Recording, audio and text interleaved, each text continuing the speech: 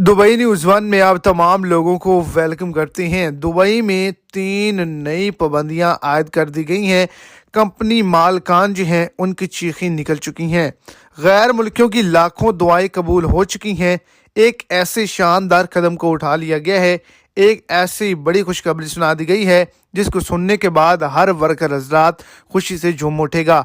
इसी हवाले से आगे चल के मुकम्मल डिटेल्स आपको इसी शॉर्ट सी वीडियो के अंदर मिल जाएंगी। वीडियो को एंड तक लाजमी तौर पर देखें ताकि आपको तमाम डिटेल की अच्छे से समझ आ जाए।